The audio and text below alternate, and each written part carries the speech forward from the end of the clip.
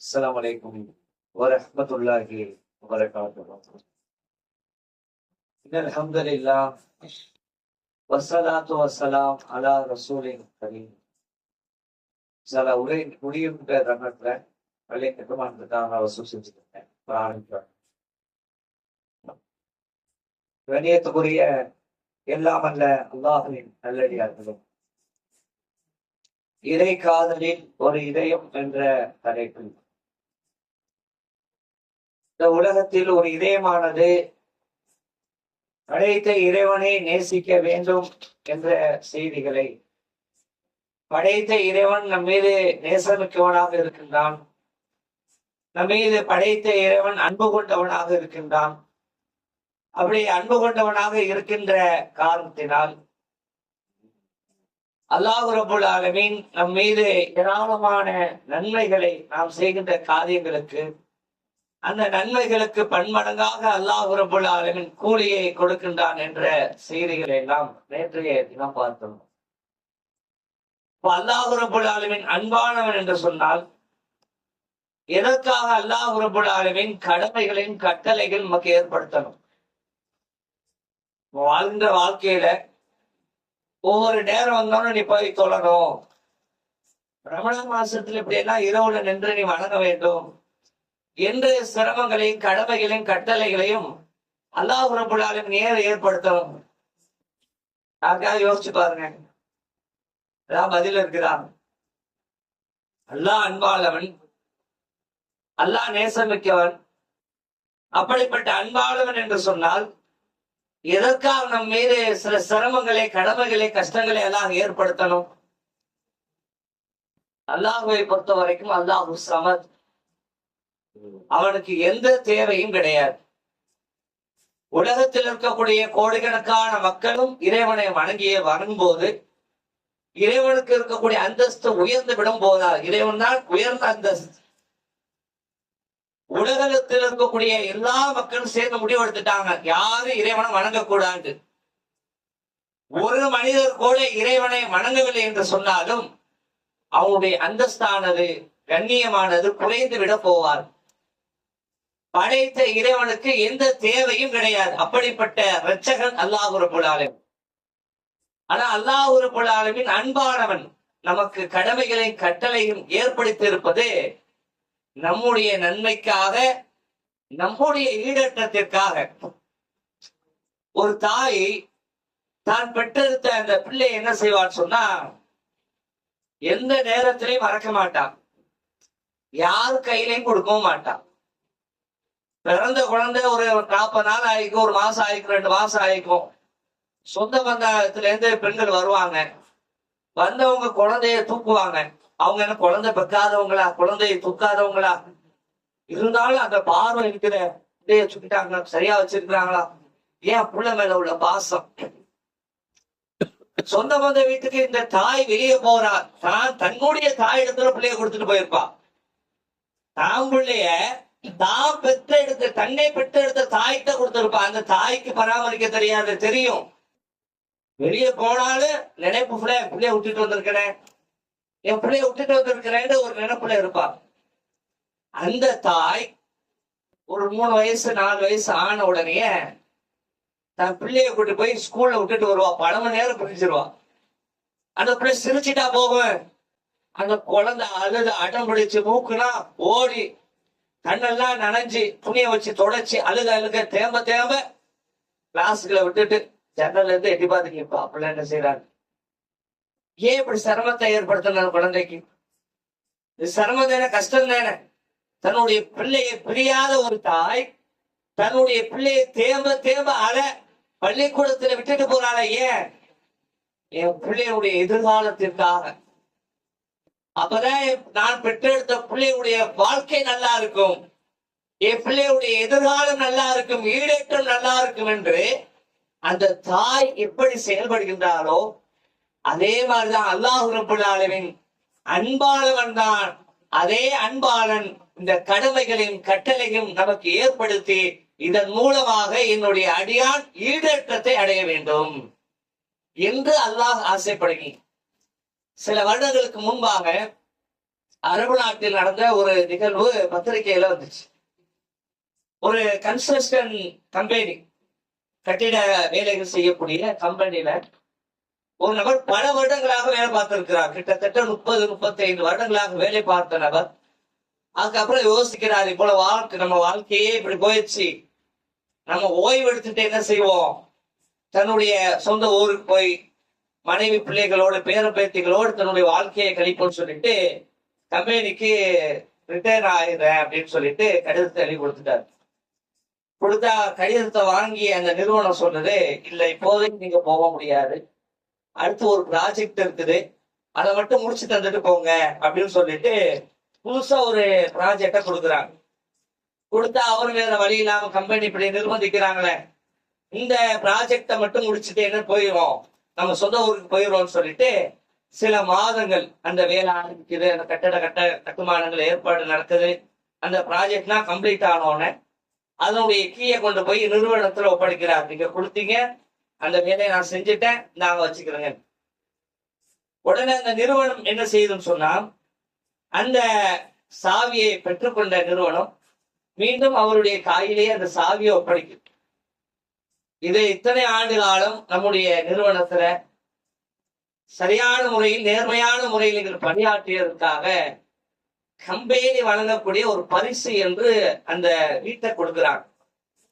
அப்பதான் அவருக்கு தூக்கி அடிச்சிருச்சு, இது நமக்கான வீடா, நம்ம வீடுன்னு சொன்னா இன்னும் கொஞ்சம் பெருசா எடுத்திருக்கலாமே, நமக்காக கட்டின வீடுன்னு சொன்னா ஹால்ல 2 ஜன்னலை கொண்டு வச்சிருக்கலாமே. அப்ப கவலைப்பட்டாராம். அது செய்தியா வந்துச்சு.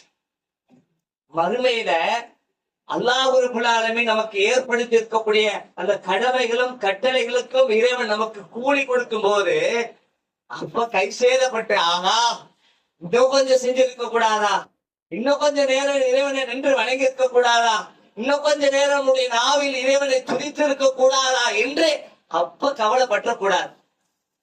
கவலைப்படுவார்களாம். அல்ல அதையே சொல்றான். நபிகள் நாயகம் ஸல்லல்லாஹு அலைஹி வஸல்லம் அவங்க சொல்றாங்க, அல்லாஹ் ரப்பல் ஆலமீன் சோனவாசிகளை சூனத்தில் அல்லாஹ் புகுத்தி விடுவான். சூனத்திற்கு போன நபர்களுக்கு அல்லாஹ் என்ன செய்வானாம், உலகத்தில் உள்ள எல்லாம் கிடைக்கணும். உலகத்துல என்னென்னலாம் இருக்குதோ எல்லாம் கிடைக்குது, உலகத்துக்கு போறியான்னு எல்லாம் கேட்பானா. அப்ப அந்த மக்கள் சொல்லுவாங்களா, உலகத்துல உள்ள எது கிடைத்தாலும் அந்த சுவனத்துடைய இன்பத்தை பார்த்த நபர் அந்த சுவனத்திலிருந்து வெளியேற வேண்டும் என்று ஆசைப்பட மாட்டார்கள். யாரும் ஆசைப்பட மாட்டாங்க, ஒரே ஒரு நபரை தவிர, ஒரே ஒரு சாராரை தவிர. யார்? அல்லாஹ்வின் பாதையில் கொல்லப்பட்ட ஷஹீதுகளை தவிர. ஷஹீதுகள் மட்டும் சுவனத்திலிருந்து வெளியேறணும்னு ஆசைப்படுவாங்களா? இதுக்கு உலகத்தில் உள்ள எல்லா இன்பமும் கிடைக்குது, அதுக்கு ஆசைப்பட்டா கிடையாது. சுவனத்துடைய கண்ணியத்தை பார்த்துவிட்டு அல்லாஹ்வின் பாதையில் கொல்லப்பட்டதற்காக, ஒரு முறை கொல்லப்பட்டதற்காக சுவனத்தில் கிடைக்கக்கூடிய கண்ணியத்தை அவர்கள் பார்த்துவிட்டு மீண்டும் இந்த உலகத்துக்கு போகணும், இது மாதிரி 10 முறை நாம் ஷஹீதாக்கப்பட வேண்டும், கொல்லப்பட வேண்டும், ஒரு முறை ஷஹீதாகப்பட்டதற்கு உலக கண்ணியம் என்று சொன்னால் இந்த உலகத்தில் நாம் மீண்டும் மீண்டும் சென்று 10 முறை அல்லாஹ்வின் பாதையை நாம் கொல்லப்பட வேண்டும் என்று அவர்கள் ஆசைப்படுவார்கள். சொன்னா இந்த உலகத்தில் அல்லாஹ் நமக்கு ஏற்படுத்தி இருக்கக்கூடிய கடமைகளும் கட்டளைகளும் நம்முடைய ஈடற்றத்திற்காக, நம்முடைய மறுமை வெற்றிக்காக அல்லாஹ் ஏற்படுத்தி இருக்கிறான். அல்லாஹ் அன்பானவன் தான். அவன் ஏற்படுத்தி இருக்கக்கூடிய கடமைகளும் கட்டளைகளும் நம்முடைய ஈடேற்றத்திற்கு தான் என்பதை நமக்கு இஸ்லாமிய மார்க்கம் தெளிவாக பாடம் நடத்துகின்றது. இந்த கடமையை கூட அல்லாஹ் எப்படி பார்க்கிறான் பாருங்க. அவன் அன்பானவன் என்ற காரணத்தினால் மனிதர்கள் மீது படைத்த இறைவன் நிகரில்லா அன்பு வைத்திருக்கின்ற காரணத்தினால் கூட இறைவன் ஏற்படுத்திய கடமையில கூட என்னுடைய அடியான் சிரமப்பட்ட கூடாதுன்னு அல்லாஹ் பார்க்க. கடமை அல்லாஹ் சொல்லிட்டு கடமை நீ செஞ்சுன்னு சொல்லாம, என்ன சிரமம் வந்தாலும் நீ செய், என்ன கஷ்டம் வந்தாலும் செய் என்று சொல்லாம, அந்த கடமையை நிறைவேற்றும் போதும் கூட என்னுடைய அடியான் சிரமப்பட்டக்கூடாது, என்னுடைய அடியான் கஷ்டப்பட்டு விடக் கூடாது என்று இந்த மார்க்கத்தில் அல்லாஹ் ரப்பல் ஆலமீன் இலகுவாக்குறான். அதையும் அல்லாஹ் ரப்பல் ஆலமீன் திருமறை குர்ஆன்ல பல்வேறு வசனங்களில் அல்லாஹ் சொல்லி காட்டுகின்றான்.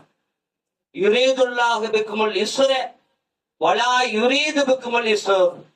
அல்லாஹ் ரப்பல் ஆலமீன் எளியதையே நாடுகின்றான், அல்லாஹ் லேசானதையே நாடுகின்றான்.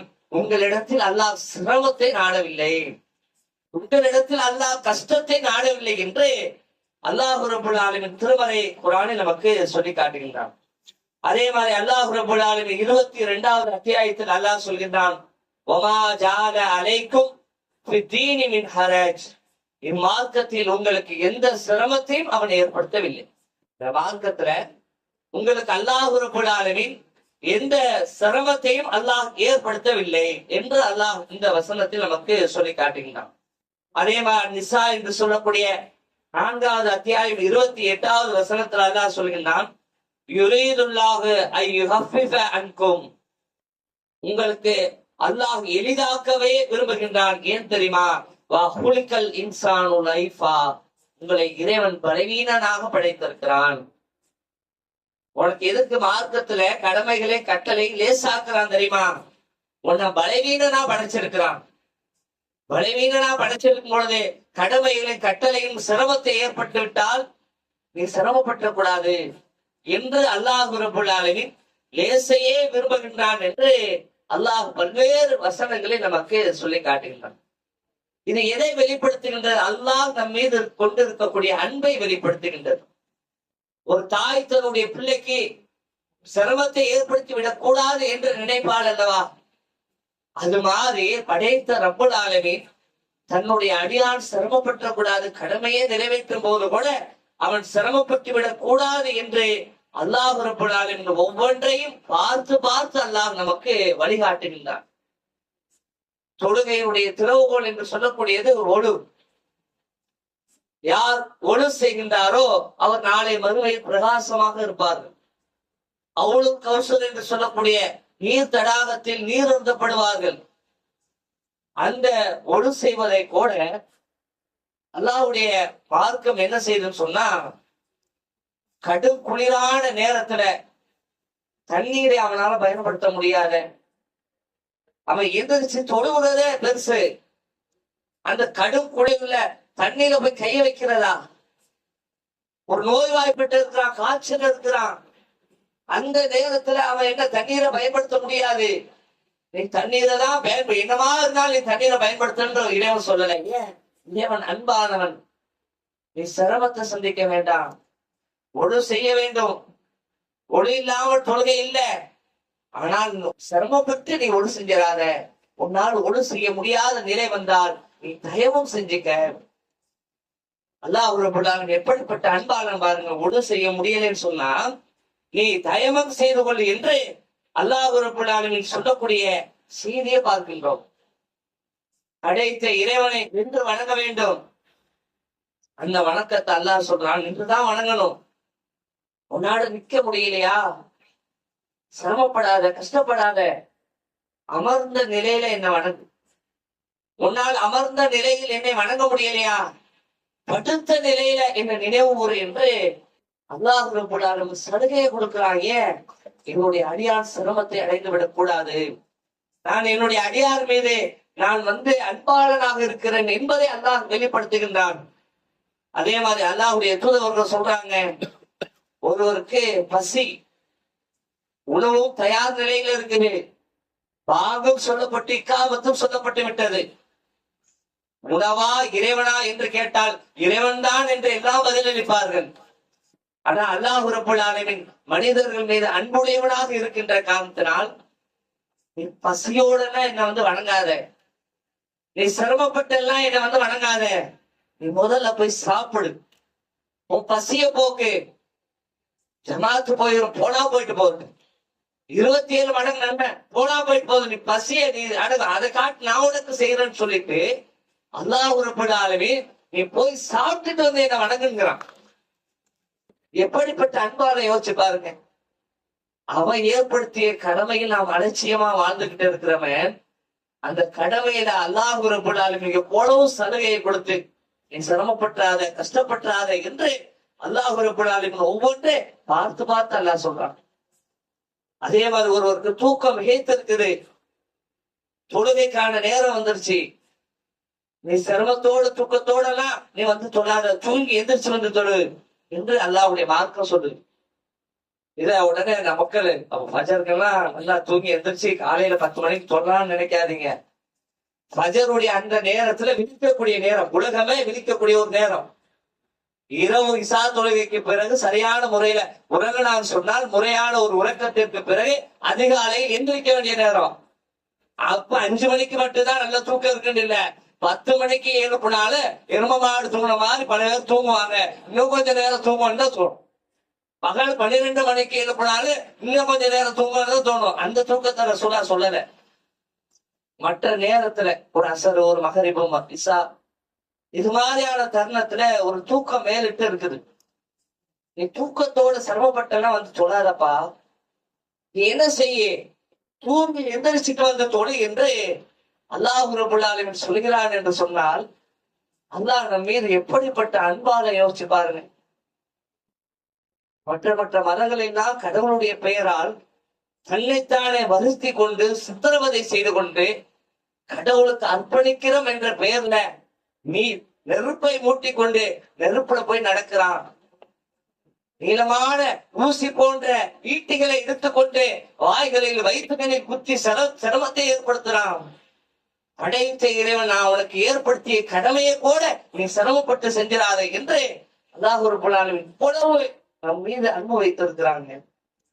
அதே மாதிரி அல்லாஹ்வுடைய தூதவர்கள் சொல்றாங்க, ஒரு மழை பெய்யுதுங்க, கடுமையான மழையா இருக்குது, இல்ல லேசான மழையா இருக்குது, அல்லது கடும் குளிரான நேரமா இருக்குது, உன்னால பள்ளிவாசலுக்கு வர முடியல, பள்ளிவாசலில் ஜமாத்தாக தொழ வேண்டும், யார் தொழாமல் வீட்டில் உறங்கி கொண்டிருக்கிறார்களோ விரல்களை திரட்டி கொண்டு வீட்டை எரிக்கிறேன் ரசூலா சொன்னாங்க. அவ்வளவு முக்கியமானதுதான். ஆனாலும் ஒரு மழை பெஞ்சு லைட்டா சேரும் சகதியா இருக்குது, கடும் குளிரா இருக்குது, அல்லாஹ்வுடைய மார்க்கம் சொன்னது, நீ சேரு சகதியில போய் வலிக்கிட்டு கீழே விழுந்து உன்னை நீனே சிரமப்படுத்தி கொண்டெல்லாம் நீ பள்ளிவாசல்ல போய் தொழ வேண்டாம். கடும் குளிரான நேரத்துல எல்லாம் பள்ளிவாசல் நீ போய் தொழாத. அல்லாஹ்வுடைய தூதவர்கள் வாங்க சொல்லக்கூடிய முத்தீனிடம் சொல்வார்களாம், நீங்கள் சொல்லுங்கள், சல்லு ஃபீ ரிஹாலிக்கும், நீங்கள் இருக்கின்ற இடங்களிலேயே தொழுது கொள்ளுங்கள். வாங்கு என்பது தொழுகைக்கான வா என்று அழைப்பு. ஹையாலா சலா ஹையாலா ஃபலா, அல்லாஹ்வுடைய இறையாளத்திற்காக வாலியேந்தி வருகின்றார்கள். உங்களுடைய பொருளாதாரத்தை வாரி வழங்குமாறு அன்போடு கேட்டுக்கொள்கின்றோம். ஒரு சகோதரி ஒரு உண்டியல் கொடுத்தாங்க, 8470 ரூபா அதுல தொகை இருந்தது, அதை தகவலாக சொல்லிக் கொள்கிறேன். அல்லாஹ்வுடைய தூதர்கள் சல்லு ஃபீ ரிஹாலிக்கும், உங்களுடைய இருப்பிடங்களிலே நீங்கள் தொழுது கொள்ளுங்கள் என்று அறிவிப்பு செய்ய சொல்வார்களாம். இன்னொரு நபிமொழியில பார்க்கிறோம், சல்லு ஃபீ புயூத்திக்கும், உங்களுடைய வீடுகளிலே தொழுது கொள்ளுங்கள், சிரமப்படாதீங்க, கஷ்டப்படாதீர்கள் என்று அல்லாஹ்வுடைய மார்க்க நமக்கு வழிகாட்டுகிறது என்று சொன்னால், அல்லாஹ்வுடைய தூதர் நபிகள் நாயகம் ஸல்லல்லாஹு அலைஹி வஸல்லம் அவங்க இந்த செய்தியை குறிப்பிடுறாங்கன்னா அல்லாஹ் சொல்லி ரசூலா சொல்றாங்க. படைத்த இறைவன் நம் மீது எப்படிப்பட்ட அன்பானவனாக இருக்கிறான் என்பதை யோசிச்சு பாருங்க. அதே மாதிரி சஹ்ரு ரமலான் அல்லது உன்சில ஃபீல் குர்ஆன் ஹுதல் லின்னாஸி பையினாத்தின் மினல் ஹுதா வல் ஃபுர்கான், இந்த திருமறை குர்ஆன் என்பது ரமலான் மாதத்தில் அருளப்பட்டது. இது மனிதர்களுக்கு நேர்வழி காட்டும், பொய்யை விட்டு பிரித்து காட்டக்கூடிய வேதம் என்று அல்லாஹ் சொல்கின்றானே. இந்த திருமறை குர்ஆன் அருளப்பட்ட காரணத்திற்காக தான் ரமலான் மாதத்தை அல்லாஹ் சிறப்பித்திருக்கிறான். திருமறை குர்ஆன் அருளப்பட்ட காரணத்திற்காக தான் ரமலான் மாதத்தில் செய்யக்கூடிய வணக்க வழிபாடுகளுக்கு அளப்பரிய கூலி அல்லாஹ் கொடுக்கின்றான். திருமறை குர்ஆன் அருளப்பட்ட காரணத்தினால்தான் அல்லாஹ் ரப்பல் ஆலமீன் இம்மாதத்தில் நோன்பை நமக்கு கடமையாக்கி இருக்கிறான். ஆரம்பத்தில் நோன்பு எப்படி கடமையாக்கப்பட்டிருந்துச்சுன்னு சொன்னா, யார் சக்தி பெறுகின்றார்களோ அவர்கள் நோன்பு பிடிச்சான் பிடிங்க, அப்படி இல்லைன்னா ஒரு ஏழைக்கு உணவு கொடுங்க, அந்த ஆரம்பத்துல உள்ள சட்டம். இந்த வசனத்தை எப்படி பலரும் மொழிபெயர்த்திருந்தாங்கன்னா, யாருக்கு சக்தி பெறவில்லையோ, யார் ஏழையிலையோ அவங்க பிடிச்சா பிடிங்க, இல்லாட்ட ஏழைக்கு உணவு கொடுங்கன்னு மொழிபெயர்த்திருந்தாங்க. ஆனா உண்மையான அந்த மொழிபெயர்ப்பு அது கிடையாது. சக்தி இருந்தா, நோன்பு பிடிக்க சக்தி இருந்தால் பிடிச்சா பிடி, இல்லைன்னா ஒரு நாளைக்கு ஏழைக்கு உணவு கொடுத்து அல்லாஹ் ஒரு சட்டத்தை வச்சிருந்தான். அந்த சட்டம் மாத்தப்படுது. இதான் ஃபித்யா, ஏழைக்கு உணவு கொடுக்கிறது. இன்னைக்கு ஃபித்யா வசூல் செஞ்சுக்கிட்டு இருக்காங்க. சட்டம் மாத்திரம் அல்ல. அடுத்த வசனத்துல அல்லாஹ் சொல்றான், யார் அம்மாதத்தை அடைகின்றாரோ அதில் அவர் நோம்பு நோற்கட்டுன்னு டிக்ளேர் பண்ணிட்டான். எல்லாம் நோம்பு பிடிச்சு மாதத்தை அடைஞ்சிட்டா நோம்பு உங்களுக்கு கடமை. எல்லாரையும் நோம்பு அப்படின்டா சிரமமாயிட கூடாதுல்ல. அதுலயே அல்லாஹ் பாக்குறான், நீ பிரயாணத்துல இருப்பா, ஒரு பயணத்துல இருப்பா, நீ சிரமப்பட்டுறாத. நீ நோயாளியா இருப்பா, நீ சிரமப்பட்டுறாத. வேறு நாள்ல பிடிச்சி அதை விட்டு, அந்த நாட்களை விட்டு வேறு நாட்களை இந்த கணக்கேட்டுக் கொள்ளுகின்ற அல்லாஹ் ரப்பல் ஆலமீன் நம் மீது வைத்திருக்கக்கூடிய அன்பின், நேசத்தின், பாசத்தின் வெளிப்பாடு தானங்க இது. வாழ்நாள் முழுவதும் நோயாளியா இருக்கார், அவருக்கு என்ன சட்டம்? லாய் கல்வி ஃபுல்லாக நப்சன் இல்லாவுசா, எந்த ஒரு ஆத்மாவையும் அல்லாஹ் சக்திக்கு மீறி சிரமப்படுத்த மாட்டான். சட்டம் மாற்றப்படுது. ஆனா இன்னைக்கும் வித்தியாண்டு வசூல் செஞ்சுக்கிட்டு இருக்கிறார். அல்லாஹ் ரப்பல் ஆலமீன் நோம்பை கூட எப்படி கடமையாக்குறான்? ஒரு சிரமத்தை, நீ கஷ்டத்தை அடைஞ்சிடக்கூடாது என்று அல்லாஹ் ரப்பல் ஆலமீன் நம் மீது வைத்திருக்கக்கூடிய அன்பினுடைய வெளிப்பாடுங்க. நோம்புட்டா என்னங்க? நோம்புடா சொல்லுங்க பாப்போம். உள்ள போய் சொல்ல தேவை. நோம்புடா என்ன சொல்லுங்க. அதை மட்டும் சும்மா உண்ணாமல் வருகாமல் குடும்ப வாழ்க்கையில் ஈடுபடாமல் இருப்பது நோம்பு. அல்லாஹ் மறந்துட்டோம். சாப்பிட்டு எடுத்து தட்டுல சோத்தை போட்டு சாப்பிட்டு கடைசி வயிறு முட்டை சாப்பிட்டாச்சு, ஆனா நோம்புல பிடிச்சிருக்கிறோம் அப்படின்னு நினைவு வருது. ஒரு பாட்டில் தண்ணீர் எடுத்து, ஒரு ஜூஸ் எடுத்து குடிச்சு கடைசி சொட்டு உள்ள போகும்போது நோம்புலங்கிறோம். அல்லாஹ் என்ன செய்யறான் தெரியுமா? பட்டினி கிடந்தாதான் நோம்பு. ஆனா அல்லாஹ் அன்பானவன் என்ற காரணத்தினால், அவன் மீது நம் மீது பாசம் வைத்திருக்கிற காரணத்தினால், நீ மறதியில செஞ்சா அந்த நோம்பா நான் கணக்கிட்டுக்கிறேன். எதுக்கு கூலி கொடுக்கிறான்? சாப்பிட்டுட்டு தண்ணி குடிச்சதுக்கு நோம்புன்னு நான் கணக்கிட்டு உனக்கு கூலி தாரேன், இது என்னுடைய அருளுங்கிறான்ல. அல்லாஹ் ரப்பல் ஆலமீன் எப்படிப்பட்ட கடமைகளை ஏற்படுத்தி கூட இந்த நோம்பு செட்டாத அழிச்சாச்சு. வேறு நாள்ல நீ நோம்பு பிடிக்கிற அப்படின்னு சொல்லலாம்ல. சொல்றதுக்கு எவ்வளவு நேரம் ஆகும்? சொன்னா யாருக்கு கேள்வி கேட்க போறான்? ஏன் அல்லாஹ் சொல்லல? அல்லாஹ் நம்ம மீது அன்பானவன். என் அடியா, நீ சாப்பிட்டியா, மறதியில சாப்பிட்டியா, நோம்பாக நான் கணக்கிட்டுக்கிறேன், நோம்பாகவே உனக்கு நான் கூலியை தாரன் என்று அல்லாஹ் ரப்பல் ஆலமீன் நம் மீது வைத்திருக்கக்கூடிய அன்பின் வெளிப்பாடாக எல்லா கடமைகளுக்கும் அல்லாஹ் ரப்பல் ஆலமீன்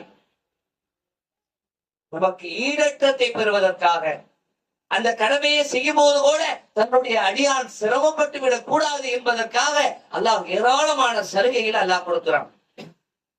அப்துல்லாஹ் இப்னு மஸ்ஊத் என்று சொல்லக்கூடிய ஒரு நபித்தோடு, அவர் என்ன செய்யறான்னு சொன்னா, அப்துல்லாஹ் இப்னு அம்ர் பின் அல்-ஆஸ், அப்துல்லாஹ் இப்னு அம்ர் பின் அல்-ஆஸ் என்று சொல்லக்கூடிய நபித்தோடு என்ன செய்யறான்னு சொன்னா, தொடர் நோன்பு, தொடர் தொழுகையில ஈடுபடுறார். இரவெல்லாம் நின்று வணங்குறார்.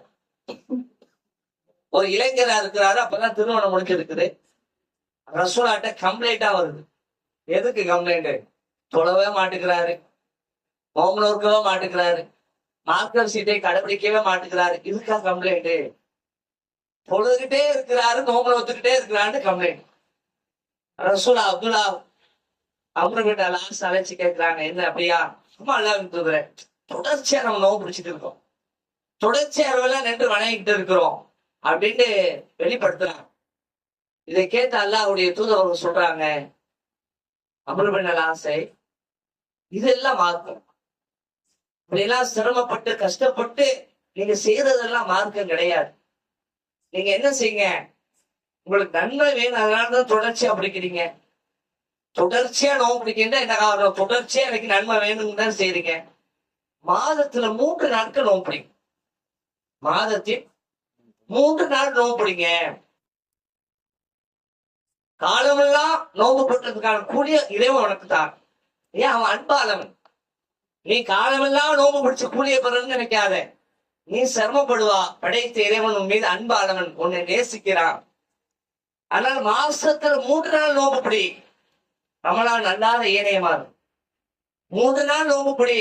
காலமெல்லாம் நோம்பு நோட்ட கூலியை அல்லாஹ் உனக்கு தருவான் என்று அல்லாஹுடைய தூதர் நபிகள் நாயகம் ஸல்லல்லாஹு அலைஹி வஸல்லம் அவங்க சொன்ன உடனே அவரால் ஏத்துக்க முடியல. 3 நாள் நோம்பு ரொம்ப கம்மியா இருக்க ரசூலா. உடனே ரசூலா சொன்னாங்க, அப்படியா 3 நாள் நோம்பு பிடிச்சா காலமெல்லாம் நோம்பு நோட்ட கூலி எல்லாம் கொடுக்குறான், உனக்கு நன்மை தானே வேணும், ரொம்ப குறைவாகவா இருக்குது. சரி, நபி தாவூத் அலைஹிஸ்ஸலாம் அவங்க பிடிச்ச நோம்புமா நீ பிடிங்கிறாங்க. தாவூத் அலைஹிஸ்ஸலாம் அவங்க ஒரு நாள் நோம்பு பிடிப்பாங்க, மறுநாள் நோம்பு விட்டுருவாங்க. அது மாதிரி பிடி என்று அல்லாஹுடைய தூதர் நபிகள் நாயகம் ஸல்லல்லாஹு அலைஹி வஸல்லம் அவங்க சொல்லக்கூடிய செய்தியை பார்க்கின்றோம். அப்ப அல்லாஹ் ரப்பல் ஆலமீன் நம் மீது வைத்திருக்கக்கூடிய அன்பின், நேசத்தின், பாசத்தின் வெளிப்பாடாக அல்லாஹ் ரப்பல் ஆலமீன் நமக்கு கடமைகளை ஏற்படுத்தி இருக்கிறான். அந்த கடமைகள் நம்முடைய நலனுக்காக, நம்முடைய ஈடேற்றத்திற்காக அல்லாஹ் அந்த கடமைகளின் கட்டளைகளை அல்லாஹ் ஏற்படுத்தி இருக்கிறான். தொழு ஒரு 5 நேர தொழுக, ஏன் 5 நேர தொழுகை ஒரே நேரத்தில் சேர்த்து சொல்லிட்டு போக சொல்லலாம்ல? அல்லாஹ் அப்படி நம்மளை படைக்கலங்க. படைத்தவனுக்கு எப்படி படைச்சிருக்குன்னு தெரியும்ல. ஒரு கேப் விட்டு அவனை தொலை வச்சாதான் அவன் நல்லா இருப்பான். அந்த நேரத்துல வந்து என்ன நினைச்சிட்டு போகணும். இல்லைன்னா அவனை படைச்சிருக்கிற விதம் அவன் வழிகேட்டுல போயிடுவான், நரக படுகொலைக்கு சொந்தக்காரனா மாறிடுவான். அவனுக்கு இந்த கடமையை கொடுத்தாதான் அவன் சுவனவாசியா வரணும். அல்லாஹ் ஆசைப்படுறான். அடியா சோழத்துக்கு போக வேண்டும் என்பதற்காக அல்லாஹ் நம் மீது வைத்திருக்கக்கூடிய அன்பின் வெளிப்பாடாக கடமைகளை ஏற்படுத்தியிருக்கிறான். அந்த கடமைகள் நம்முடைய ஈடேற்றத்திற்காக, நம்முடைய நன்மைக்காக அந்த கடமைகளை செய்யும் போது என்னுடைய அடியான் சிரமப்பட்டு விடக் கூடாது என்பதற்காக அல்லாஹ் நம் மீது நிகரில்லா அன்பாளனாக இருக்கின்ற காரணத்தினால் இப்படிப்பட்ட ஏற்பாடுகளை அல்லாஹ் நமக்கு செய்கின்றான். இன்னும் அல்லாஹ் ரப்பல் ஆலமீன் நம் மீது வைத்திருக்கக்கூடிய அன்பை எப்படியெல்லாம் வெளிப்படுத்துகிறான் என்பதை இன்ஷா அல்லாஹ் தொடர்ந்து வரக்கூடிய நாட்களில் நாம் அறிந்து கொள்வோம்.